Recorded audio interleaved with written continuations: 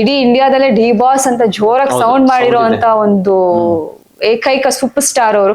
So ಹಂಗಿರೋರು ಯಾರೋ ಒಬ್ರು ಬಂದು ಈ ತರ ಅವ್ರ ಬಗ್ಗೆ, ಅವ್ರ ಫ್ಯಾನ್ಸ್ ಬಗ್ಗೆ ಏನಾದ್ರು ನೆಗೆಟಿವ್ ಆಗಿ ಮಾತಾಡೋದ್ರಿಂದ ಅವರ ಒಂದು ಮರ್ಯಾದೆ ಕಡಿಮೆ ಆಗುತ್ತೆ ಅನ್ನೋದು ನಾನು ಒಪ್ಕೊಳ್ಳೋದು ಇಲ್ಲ. ಅದನ್ನ ನಾನು ಮನ್ಸಿಗೆ ನೋವಾಯ್ತು ಅನ್ನೋದಕ್ಕಿಂತ ದರ್ಶನ್ ಸರ್ ಒಂದು ಘನತೆ ಏನು ಅನ್ನೋದು ಅವ್ರನ್ನ ಪ್ರೀತಿಸೋ ಅಭಿಮಾನಿಗಳಿಗೆ, ನನಗಿರ್ಬೋದು, ಕರ್ನಾಟಕದ ಜನತೆಗಿರ್ಬೋದು, ಅವ್ರನ್ನ ಪ್ರೀತಿಸೋಂತ ಅಭಿಮಾನಿಗಳಿಗೆ ಗೊತ್ತಿದೆ.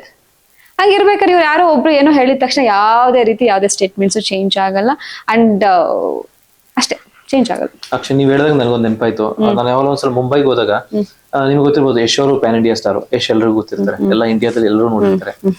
ಮತ್ತೆ ಇನ್ನು ಈ ಪ್ಯಾನ್ ಇಂಡಿಯಾ ಮೂವಿ ಯಾರ್ಯಾರು ಮಾಡ್ತಾರೋ ಅವರೆಲ್ಲ, ಎಸ್ಪೆಷಲಿ ನಮ್ಮ ಕನ್ನಡದಲ್ಲಿ ಯಶ್ ಅವರು KGF ದೊಡ್ಡ ಸಿನಿಮಾ, ಮತ್ತೆ ಸುದೀಪ್ ಅವರು ಒಳ್ಳೊಳ್ಳೆ ಸಿನಿಮಾಗಳು ಮಾಡಿದ್ದಾರೆ, ಈಗ ಮೂವಿ ಮಾಡಿದ್ದಾರೆ, ಹಾಗಾಗಿ ಎಲ್ರಿಗೂ ಗೊತ್ತಿರ್ತಾರೆ. ಬಟ್ ದರ್ಶನ್ ಅವರು ಪ್ಯಾನ್ ಇಂಡಿಯಾ ಮೂವಿ ಅಂತ ಮಾಡಿಲ್ಲ, ನನಗೆ ಗೊತ್ತಿರೋ ಹಾಗೆ, ಅಥವಾ ನೀವು ಮಾಡಿಲ್ಲ.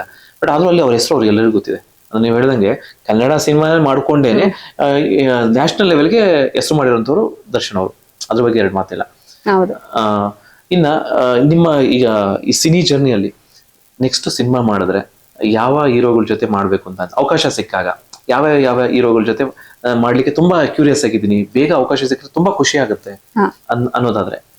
ಸರ್, ಡೆಫಿನೆಟ್ಲಿ ನನಗೆ ಎಲ್ಲ ಸ್ಟಾರ್ಸ್ಗಳ ಜೊತೆನೂ ಮಾಡಕ್ ಬಹಳ ಇಷ್ಟ. ಅಂಡ್ ನೀವ್ ಹೇಳ್ದಂಗೆ ಯಶ್ ಸರ್ ಅಷ್ಟೇ, ತುಂಬಾ ರೆಸ್ಪೆಕ್ಟ್ ಮಾಡ್ಬೇಕು ಅವರಿಗೆ. ಯಾಕಂದ್ರೆ ನಮ್ಮ ಕನ್ನಡದ ಘನತೆನ ಎತ್ತಿ ಹಿಡ್ದವ್ರು. ಪ್ಯಾನ್ ಇಂಡಿಯಾ ಅಷ್ಟೇ ಅಲ್ಲ, ಇಡೀ ಪ್ರಪಂಚಕ್ಕೆ ಗೊತ್ತು. ಇವನ್ ಇಂಟರ್ನ್ಯಾಷನಲ್ಸ್ ಹೋದಾಗೂ KGF ಅನ್ನೋ ಸಿನಿಮಾ ಪ್ರತಿಯೊಬ್ಬರಿಗೂ ಗೊತ್ತು, ರಾಕಿಂಗ್ ಸ್ಟಾರ್ ಯಶ್ ಅಂದ್ರೆ ಪ್ರತಿಯೊಬ್ಬರಿಗೂ ಗೊತ್ತು. ಯಶ್ ಸರ್ಗೆ ಆ ಒಂದು ಪವರ್ ಇದೆ ಆಕ್ಚುಲಿ. ಬಿಕಾಸ್ ಸುಲಭ ಅಲ್ಲ ಸರ್, ಒಂದು ಕನ್ನಡ ಇಂಡಸ್ಟ್ರಿಯಿಂದ ಕನ್ನಡ ಸಿನಿಮಾನ ಇಡೀ ಇಂಡಿಯಾ ಇಷ್ಟಪಡೋ ತರ ಮಾಡೋದಿರ್ಬೋದು, ಪಡೋಂತ ಸಿನಿಮಾ ಮಾಡಿ ಅದನ್ನ ರೀಚ್ ಮಾಡ್ಸೋದಿರ್ಬೋದು, ಅದು ತಮಾಷೆ ಮಾತೇ ಅಲ್ಲ. ಅದನ್ನ ಮಾಡಿರೋದು, ಅದನ್ನ ಪ್ರೂವ್ ಮಾಡ್ಕೊಂಡಿರೋದು, ಒಂದು ಪ್ಯಾನ್ ಇಂಡಿಯಾ ಸ್ಟಾರ್ ಅಂತ ಅನ್ಸ್ಕೊಂಡಿರೋದು ನಮ್ಗೆ ತುಂಬಾ ಹೆಮ್ಮೆ ಇದೆ. ನಮ್ಮ ಕರ್ನಾಟಕದ ಹೆಮ್ಮೆ ಅವರು, ಅದ್ರ ಬಗ್ಗೆ ತುಂಬಾ ಖುಷಿ ಇದೆ. ಅಂಡ್ ಸುದೀಪ್ ಸರ್ ಕೂಡ ಎಲ್ಲಾ ಲ್ಯಾಂಗ್ವೇಜ್ ಅಲ್ಲೂ ಸಿನಿಮಾ ಮಾಡಿದ್ದಾರೆ, ಇವನ್ ಇಂಗ್ಲಿಷ್ ಅಲ್ಲೂ ಮಾಡಿದಾರೆ, ಆಲ್ಮೋಸ್ಟ್ ಎಲ್ಲ ಲ್ಯಾಂಗ್ವೇಜ್ ಮಾಡಿದ್ದಾರೆ, ಎಲ್ಲ ಲ್ಯಾಂಗ್ವೇಜ್ ಅಲ್ಲಿ ಮಾಡಿದ್ದಾರೆ. Is very class. ಅಂಡ್ ಅವ್ರ ಆಟಿಟ್ಯೂಡ್, ಅವರ ಅಭಿನಯ ಚಕ್ರವರ್ತಿನೇ, ಆ ಒಂದ್ ಹೆಸರು ಅವ್ರಿಗೆ ಸಕ್ಕದಾಗಿ ಸೂಟ್ ಆಗುತ್ತೆ. ಅಷ್ಟು ಬ್ಯೂಟಿಫುಲ್ ಆಗಿ ಆಕ್ಟ್ ಮಾಡುವಂತ ಒಂದು ಪರ್ಸನಾಲಿಟಿ. ಅಂಡ್ ಅವ್ರು ಹಾಕೋ ಒಂದು ಔಟ್ಫಿಟ್ ಇಂದ ಹಿಡಿದು, ಮಾತಾಡೋ ಮಾತಿಂದ ಹಿಡಿದು, ಅವರಿಗೆ ತಿಳುವಳಿಕೆ ಇದೆಯಲ್ಲ, ಅದು ನೆಕ್ಸ್ಟ್ ಲೆವೆಲ್. ಅವ್ರ ಮಾತಲ್ಲಿ ಒಂದು ಮಿಸ್ಟೇಕ್ಸ್ ನ ಫೈಂಡ್ ಔಟ್ ಮಾಡಕ್ ಆಗಲ್ಲ, ಅಷ್ಟು ಅದ್ಭುತವಾದ ನಟ Sudeep sir. And Darshan sir ಅಂತ ಬಂದಾಗ ಅವರು ಯಾವಾಗ್ಲೂ ಏನ್ ಹೇಳ್ತಾರೆ ಅಂತಂದ್ರೆ,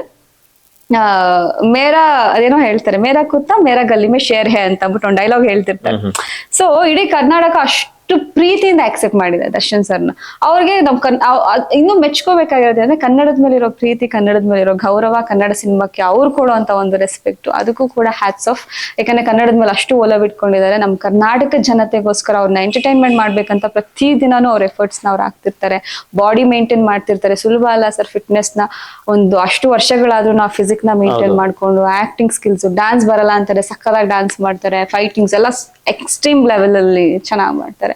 ಸೊ ಅವರ ಒಂದು ಸಿನಿಮಾಗಳನ್ನು ನಾನು ನೋಡ್ಕೊಳ್ತಾ ಬೆಳೆದಿರೋಳು ಒಂಥರ ತುಂಬಾ ಖುಷಿ ಆಗುತ್ತೆ. ಇಷ್ಟು ಸೂಪರ್ ಸ್ಟಾರ್ಸ್ ನಮ್ ಕನ್ನಡದಲ್ಲಿ ಇರೋದು, ಒಬ್ಬರಿಗಿಂತ ಒಬ್ರು ಕಮ್ಮಿ ಇಲ್ಲ ಇಲ್ಲಿ. ಎಲ್ಲಾರು ಸಕ್ಕದಾಗಿ, ಅವ್ರ ಹೈಟ್, ಅವ್ರ ಪರ್ಸನಾಲಿಟಿ, ಅವ್ರ ಆಕ್ಟಿಂಗ್ ಎಕ್ಸ್ಟ್ರೀಮ್ ಲೆವೆಲ್ ಸೂಪರ್ ಆಗಿದೆ.